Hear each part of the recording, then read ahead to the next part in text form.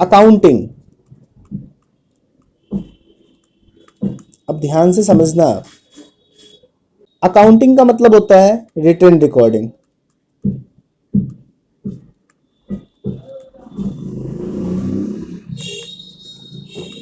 Of business transaction, मतलब business transaction का अगर आप क्या रखते हो बच्चे, रिटन रिकॉर्डिंग रखते हो, तो वो क्या कहलाता है बच्चे का, अकाउंटिंग। क्लियर है?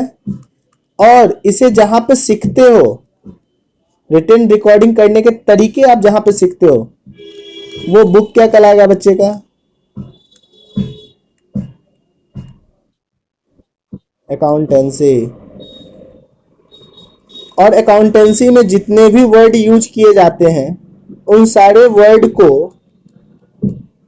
अकाउंट से डिनोट किया जाता है। जैसे bank account, Ram account, Mohan account, Sohan account, सारे के बीच पीछे अकाउंट लिखना ही लिखना होता है, तो उसे हम लोग क्या कहेंगे, अकाउंट्स। अब अकाउंटेंसी पढ़ने से पहले, अकाउंटिंग करने से पहले हमें यह समझना पड़ेगा कि अकाउंट्स के कितने टाइप होते हैं, क्योंकि अगर ये ना जानो तो फिर आप क्लासिफाई नहीं कर पाओगे, और जब क्लासिफाई नहीं कर पाओगे तो आप अच्छी तरीके से अकाउंटिंग नहीं कर पाओगे। कहां पे, अकाउंटेंसी वाले बुक में। क्लियर है बच्चे का? अब अकाउंट्स जो होता है ना, वो दो तरीके का होता है। एक तो पर्सनल अकाउंट होता है बच्चे का। कौन सा अकाउंट होता है, पर्सनल। हम लोग अकाउंट को है ना इस तरीके से भी डिनोट करते हैं बाबू को। और एक कौन सा अकाउंट होता है बच्चे का,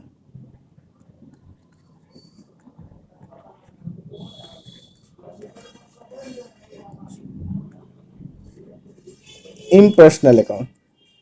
अच्छा एक बात बता दो बाबू, आप धरती पे है ना बहुत सारी ऐसी चीजें होंगी ना जिसको आप पहचानते हो। मम्मा पहचानते हो, पापा को पहचानते हो, अंकल को पहचानते हो, आसपास में सामान रखी हुई है उनको आप पहचानते हो, रोड पर आप चलते हो तो आप उनको पहचानते हो।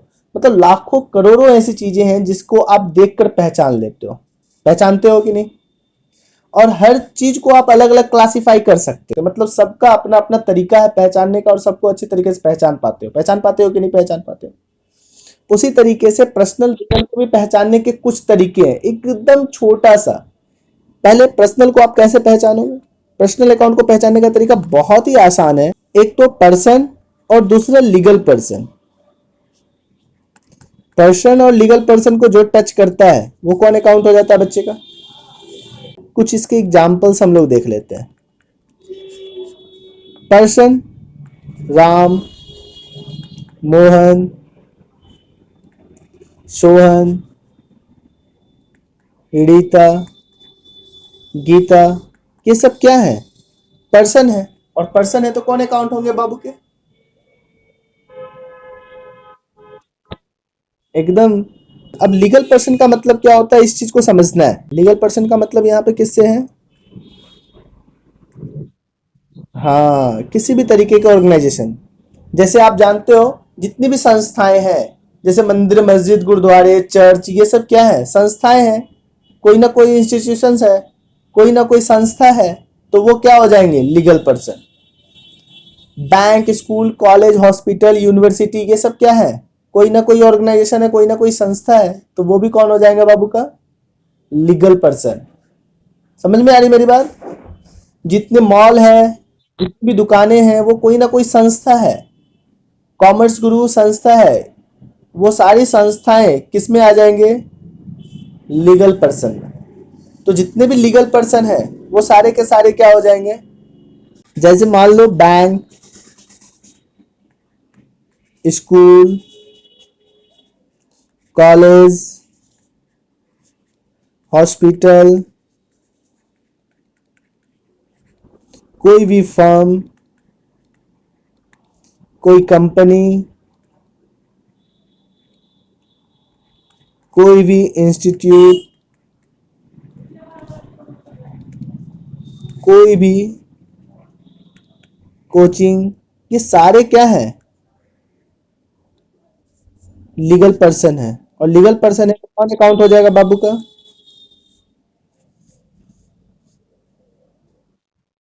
Personal account. अब कुछ नए वर्ड भी हम लोग देखते हैं। Creditor, debtor. अब ये क्या होता है? सबसे पहली बात हम लोग आते हैं डेटर पे। जिसको भी आप क्रेडिट सेल करते हो ना, वो आपका क्या होता है? डेटर हो जाता है। बोलोगे सर एग्जांपल्स बताइए। चलो हम लोग देखते हैं। गुड्स या कोई भी asset sold to Mohit on credit. Credit का मतलब क्या होता है? हिंदी में इसे कहते हैं उधार। उधार बेचा, तो वो आपका क्या कहलाएगा बच्चे का?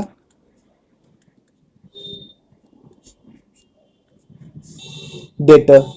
अब ये डेटर जो है ना, कोई पर्सन भी हो सकता है और कोई ऑर्गेनाइजेशन भी होता है, कोई संस्था भी हो सकता है। राम एंड कंपनी को आपने बेचा, राम एंड कंपनी को आपने बेचा, ऐसा भी तो हो सकता है। गुड्स या एसेट आपने क्या किया है? सोल्ड किया है। किसे सोल्ड किया है? राम एंड कंपनी, या तो आप मोहित को किया है। तो ये आपका क्या कहलाएगा बाबू का? अब ये जो बच्चे का हो जाएगा ना बाबू का, ये तो ऑर्गेनाइजेशन है कि नहीं, कोई संस्था है कि नहीं है, और ये पर्सन है कि नहीं है, जल्दी बता दो। तो जो भी पर्सन और लीगल पर्सन को टच करेगा वो कौन सा अकाउंट हो जाएगा? ये एक डेटर जो है वो पर्सनल अकाउंट है। क्लियर है? अब हम लोग क्रेडिटर को समझते हैं।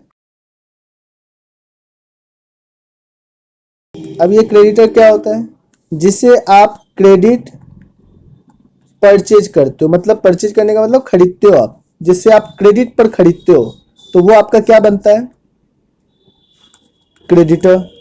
जैसे आप यहां पे लिख सकते हो गुड्स या एसेट। आपने किसी गुड्स को खरीदा या एसेट को खरीदा। बाउड फ्रॉम रोहित या राम एंड कंपनी, कुछ भी हो सकता है, ऑन क्रेडिट। क्लियर है? रोहित या राम एंड कंपनी ही आपका क्या कहलाएगा बच्चे का? क्या हो जाएगा बाबू का?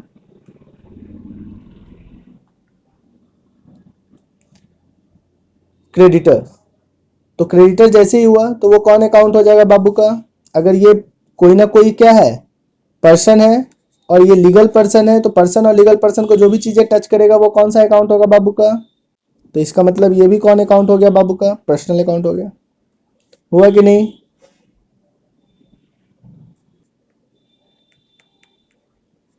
Capital drawings.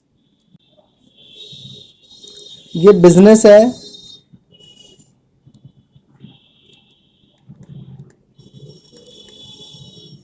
और ये बिजनेसमैन है। तो बिजनेसमैन बिजनेस में जो भी चीजें लगाता है, जो भी चीजें लगाता है, मतलब बिजनेस करने के लिए कुछ ना कुछ तो वो लगाएगा। या तो वो एसेट लगाएगा, मतलब अपनी संपत्ति लगाएगा, और या तो वो क्या लगाएगा बच्चे का? कोई ना कोई गुड्स लगाएगा। ठीक है? तो बिजनेस में वो जो भी चीजें लगाएगा, एक बिजनेसमैन, ये बिजनेसमैन है, एक बिजनेसमैन बिजनेस में जो भी चीजें लगाएगा वो सारी चीजें ही क्या कहलाती है बाबू का? कैपिटल। आपने हिंदी में बहुत सुना होगा पूंजी। इतना पूंजी लगा दिया, इतना पूंजी लगा दिया, बिजनेस में इतना पूंजी लगा दिया। तो वही बात है, एक बिजनेसमैन बिजनेस में जितना पैसा या एसेट या गुड्स वो इन्वॉल्व करता है, इंट्रोड्यूस करता है बिजनेस में अपना, वो क्या कहलाता है बच्चे का? कैपिटल। लेकिन ऐसा भी तो हो सकता है कि बिजनेस चलाने के लिए हमें बाहर से भी पैसे लेने होते हैं, और जो आप बाहर से पैसे लेते हो वो क्या कहलाता है बाबू का? लोन। आप लोन किससे ले सकते हो? या तो आप किसी पर्सन से ले लो, चलो आपके फ्रेंड है, आपने पर्सन से ले लिया, या तो आपने किससे ले लिया, किसी ऑर्गेनाइजेशन से ले लिया, किसी संस्था से ले लिया, आप बैंक से ले लिए। तो लोन तो आप किसी से भी ले सकते हो कि नहीं। अब यहां पर बात आ रही है समझने वाली बात। क्या आप ध्यान से समझना है मेरी बात। एक बिजनेसमैन जो बिजनेस में पैसा लगाया, ये भी बिजनेस में पैसे लगाया है, तो उसे हम लोग कैपिटल कह रहे हैं। लेकिन ये भी पैसा तो बिजनेस में ही आके लग रहा है, तो फिर इसे लोन क्यों कह रहे हैं। तो क्योंकि मैंने इसे बाहर से लिया है, और अपना पैसा अगर लगा रहा है बिजनेसमैन ने अपना पैसा लगाया, खुद का पैसा लगाया, तो वो कैपिटल कहला रहा है। इसका मतलब ये कैपिटल वर्ड किसको डिनोट कर रहा है, कैपिटल वर्ड बिजनेसमैन को डिनोट कर रहा है। अगर यहाँ पे मैं एक एग्जांपल दूं आपको, थोड़ा सा समझ में आ जाएगा आपको। मैं बोलूं क्या कि एक बिजनेस है, बिजनेस में कैपिटल जो हमने लगाया ना, वो कितना लगाया बाबू का, और बाहर वाले से जो पैसे लिए ना, वो कितना लिया हमने। तो बिजनेस में जो पैसा लगा हुआ है वो कितना रुपया लगा हुआ है, 12 लाख, है ना। लेकिन इसमें से आपका पैसा कितना है, बिजनेसमैन ने कितना पैसा लगाया, और बाहर वाले से बिजनेसमैन ने कितना पैसा लिया। इसलिए इसको क्लासिफाई किया गया। बिजनेस में तो दोनों पैसे लग रहे हैं, बिजनेस में तो ये भी पैसा लग रहा है और ये भी पैसा लग रहा है। पूरा का पूरा बिजनेस में तो 12 लाख रुपए लगा हुआ है, 12 लाख रुपए लगे हुए हैं। लेकिन फिर भी कैपिटल लिख कर डिनोट करने से ये पता चल गया कि उस पैसे को किसने लगाया है, बिजनेसमैन ने लगाया है। और लोन लिख कर ये पता चल गया कि इस पैसे को बिजनेस में तो जरूर लगाया है हमने, लेकिन किसने लगाया है, किसी बाहर वाले बंदे ने लगाया है। बात आ रही समझ में कि नहीं। कैपिटल वर्ड किसको डिनोट कर रहा है,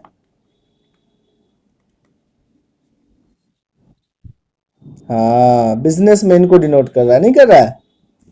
और फिर ये लोन जो है ना, वो तो या तो किसी बैंक से ले रहे हो आप,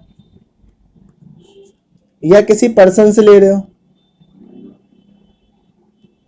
अगर बैंक से ले रहे हो तो वो कोई ना कोई ऑर्गेनाइजेशन है।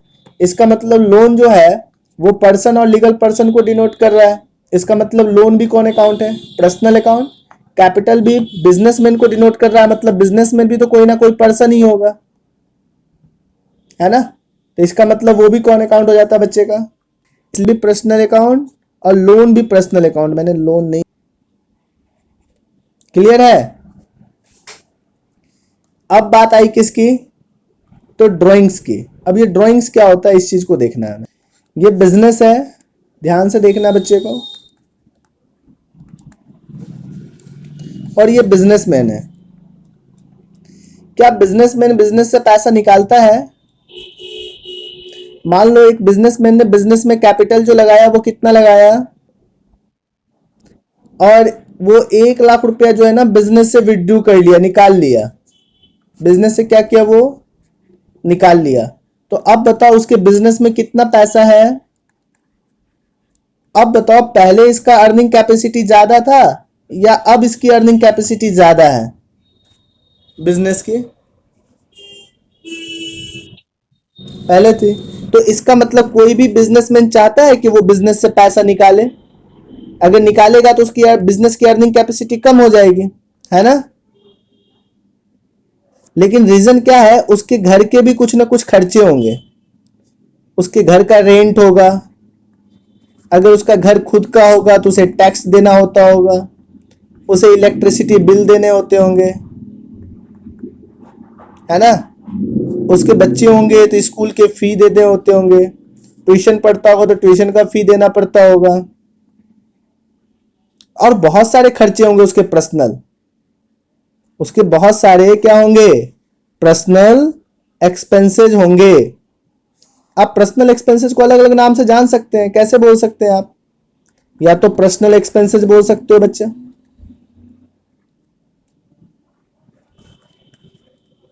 या बोल सकते हो आप प्राइवेट एक्सपेंसेस, या बोल सकते हो आप हाउस होल्ड एक्सपेंसेस, या इसको आप बोल सकते हो डोमेस्टिक एक्सपेंसेस। ये किसी भी वर्ड से आप डिनोट कर सकते हो। तो एक बिजनेसमैन का अपना कुछ ना कुछ पर्सनल खर्चा होता है, उन खर्चों के लिए वो क्या करता है, बिजनेस से पैसा निकालता है। और जब वो पैसा निकालता है ना अपने पर्सनल यूज के लिए, तो उसे ही हम लोग क्या करते हैं बच्चे, ड्राइंग्स। तो हाँ, ये भी याद रखना है कि जरूरी नहीं है कि वो बिजनेस से सिर्फ कैश ही निकाले, वो एसेट्स भी निकाल सकता है। एसेट्स मतलब जो भी उसने संपत्ति लगाई है, उसके पास बिजनेस में 4 व्हीलर है, वो अपने घर पे यूज करने लगे, है ना। या वो गुड्स भी निकाल सकता है, मान लो उसकी कपड़े की दुकान है, घर में कपड़े की जरूरत पड़ गई, वो दुकान से ही निकाल के लेके चला गया। वो मार्केट से खरीदेगा क्या? एक कपड़े का दुकान वाला कपड़ा अगर घर पे जरूरत पड़ेगा तो क्या वो दुकान से खरीदेगा? नहीं, वो अपना ही ले जाएगा। तो इसका मतलब उसने पर्सनल यूज के लिए क्या निकाल लिया, या तो गुड्स निकाल लिया या तो एसेट निकाल लिया।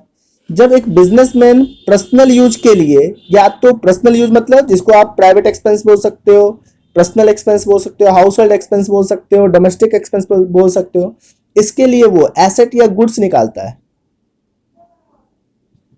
तो वो क्या कहलाता है, ड्राइंग्स। और ड्राइंग्स किसके लिए कहला रहा है, एक बिजनेसमैन के लिए। अब मान लो मेरा कॉमर्स गुरु है, और इस कॉमर्स गुरु से मुझे ज़रूरत है पैसे की, तो क्या मैं पैसा निकाल सकता हूँ? हाँ, निकाल सकता हूँ। लेकिन तुम्हें ज़रूरत पड़े पैसे की, क्या तुम इस कॉमर्स गुरु से पैसे निकाल सकते हो? नहीं। तो इसका मतलब ये जो राइट्स है ड्राइंग्स करने का, वो किसको है? सिर्फ बिजनेसमैन को। मतलब उसके पर्सनल यूज के लिए पैसे निकालने का राइट सिर्फ बिजनेसमैन को। इसलिए मतलब ड्राइंग्स वर्ड जो आ रहा है वो किसको डिनोट कर रहा है? बिजनेसमैन को। इसलिए ड्राइंग्स भी कौन अकाउंट है बच्चे का? पर्सनल अकाउंट है। अब देखना है बच्चे को कि इम्पर्सनल अकाउंट जो होता है ना, वो 2 तरीके का होता है। कितने तरीके का होता है बच्चे? 2 तरीके का। एक तो होता है आपका रियल अकाउंट, और एक होता है नॉमिनल अकाउंट। अब बोलोगे सर ये रियल अकाउंट क्या होता है? मैं पहले ही बताया कि जिस तरीके से हम लोग पर्सनल अकाउंट को पहचानने के तरीके क्या थे, पर्सन और लीगल पर्सन, उसी तरीके से रियल अकाउंट को पहचानने के भी कुछ तरीके हैं। अब रियल अकाउंट को कैसे पहचानते हैं हम लोग? रियल अकाउंट को पहचानने का तरीका क्या है? जब हम लोग ये किससे रिलेटेड हो, गुड्स एंड एसेट से रिलेटेड हो, तो ये कौन सा अकाउंट हो जाता है? Real account. अब बोलोगे सर कुछ एग्जांपल्स बताइए। चलो इसके कुछ एग्जांपल्स भी हम लोग लेते हैं, और इस एग्जांपल्स को लेने से पहले हम लोग ये बताते हैं कि एक गुड्स क्या होता है। गुड्स, गुड्स को हिंदी में हम लोग क्या कहते हैं? माल या वस्तु कहते हैं। कॉमर्स में गुड्स का मतलब क्या होता है? तो बिजनेसमैन जिस चीज में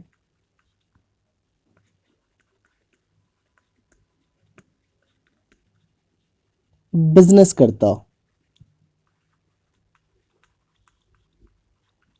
मतलब एक बिजनेसमैन जिस चीज में बिजनेस करता हो, मतलब बिजनेसमैन जिस चीज में बिजनेस करता हो। बिजनेस करता का मतलब जिस चीज में भी वो बिजनेस करता होगा, इसका मतलब उसको वो तो या तो बाय करता होगा और उसे सेल करता होगा, मतलब उसे खरीदता होगा और बेचता होगा। अगर किसी भी चीज को वो खरीद रहा है, किसी भी चीज को वो क्या कर रहा है, खरीद रहा है, किस चीज के लिए? बेचने के लिए, तो वो सारी चीजें गुड्स है। इसका मतलब क्या हो गया? एक फर्नीचर के दुकानदार अगर फर्नीचर खरीदता है तो फर्नीचर उसके लिए गुड्स है। एक कपड़े कॉपी किताब के दुकानदार कॉपी किताब खरीदता है और कॉपी किताब बेचता है, तो उसके लिए कॉपी किताब गुड्स है। एक स्टेशनरी का दुकानदार स्टेशनरी के सामान खरीदते हैं और बेचते हैं, तो स्टेशनरी उसके लिए गुड्स है। मतलब वो खरीद तो रहा है लेकिन बेचने के लिए, तो वो सारी चीज़ें क्या कहलाएगा? गुड्स कहलाएगा। और गुड्स के कुछ नाम है। कैसे? गुड्स जब भी हम लोग बेचते हैं तो उसके लिए हम लोग सेल्स वर्ड का यूज करते हैं। सेल किया हुआ गुड्स कभी कभी रिटर्न होके आता है डिफेक्टिव होने के कारण, तो हम लोग उसे सेल्स रिटर्न वर्ड यूज करते हैं। अगर हम लोग गुड्स को खरीदते हैं तो उसके बदले हम लोग परचेज वर्ड यूज करते हैं। और अगर परचेज किया हुआ गुड्स हमें वापस करना पड़ जाए, तो हम उसके बदले क्या लिखते हैं? परचेज रिटर्न लिखते हैं। हाँ, ये बात याद रखना है कि इन सभी का नाम जो है वो सिर्फ गुड्स के बदले यूज हो रहा है। और गुड्स किसे कह रहे हैं? जिसमें बिजनेसमैन बिजनेस करता है।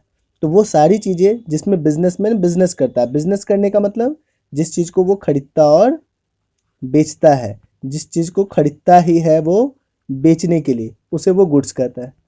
अगर गुड्स को हम जमा करके रखते हैं तो उसे हम लोग क्या कहते हैं?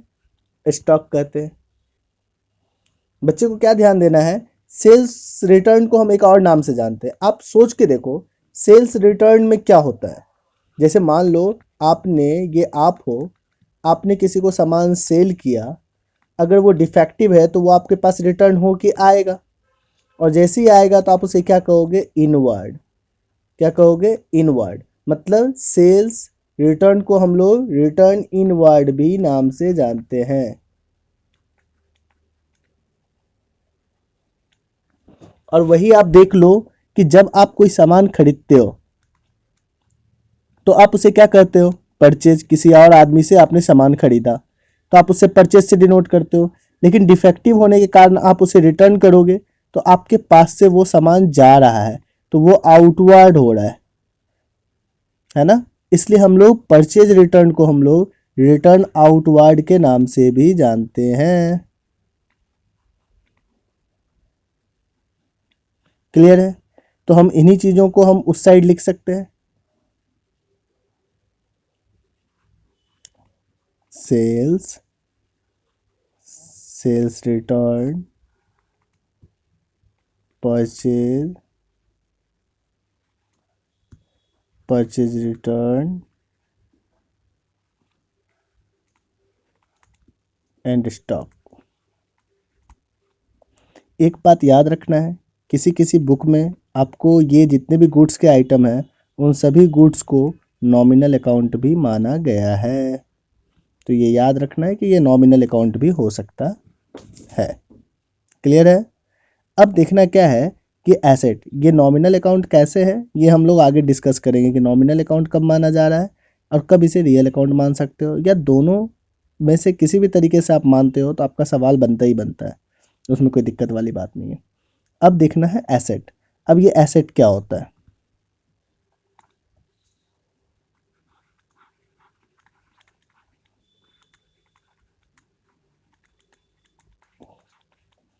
एसेट्स का मतलब होता है संपत्ति। अब ये संपत्ति, अगर मैं आपसे पूछूं नॉर्मली संपत्ति होता क्या है, तो आप क्या बोलोगे? जमीन जायदाद, मकान, अपनी गाड़ी, अपनी फोर व्हीलर, ट्रक, ट्रैक्टर, जो भी है, बिल्डिंग, वो सारी चीज़ें हमारी क्या है? संपत्ति है। बिजनेस में भी सारी चीज़ें, वही सारी चीज़ें संपत्ति है, लेकिन इसको बोलने के तरीके अलग है। बिजनेस में जो प्रॉफिट अर्निंग करने में हेल्प करता है उसे हम लोग एसेट कहते हैं, उसे ही एसेट कहते हैं। तो जो बिजनेस में हमेशा प्रॉफिट अर्निंग करने में आपकी हेल्प करता रहता हो वो आपके लिए एसेट है। अब बोलोगे सर कैसे? आप एक बात बता दो, आपके बिजनेस में अगर बिल्डिंग लगा है तो वो भी बिजनेस में प्रॉफिट अर्न करने में आपकी हेल्प कर रहा है। फर्नीचर लगा है तो वो भी आपके प्रॉफिट अर्न करने में हेल्प कर रहा है। वो सारी चीज़ें जो प्रॉफिट अर्न करने में आपकी हमेशा मदद करती है वो सारी चीज़ें एसेट है। जैसे इसके कुछ एग्जांपल्स हम लोग देख सकते हैं। बिल्डिंग, बिल्डिंग कहीं ना कहीं हमको प्रॉफिट अर्न करने में हेल्प करता है। अगर बिल्डिंग ना हो तो बिजनेस कैसे करोगे? बिजनेस नहीं करोगे तो प्रॉफिट अर्निंग कैसे होगा? फर्नीचर लगा हुआ है बिजनेस में तो वो भी हमें प्रॉफिट अर्न करने में हेल्प करता है ना। मशीनरी जितने भी होंगे वो भी प्रॉफिट अर्न करने में हमारी क्या करता है? हेल्प करता है। जितने भी लैंड है, जो आपको ज़मीन जो आप यूज कर रहे हो मकान को बनाने में, वो भी आपको प्रॉफिट अर्न करने में हेल्प कर रहा है। तो वो सारी चीज़ें जो प्रॉफिट अर्न करने में आपकी हेल्प करता है वो आपके लिए एसेट है।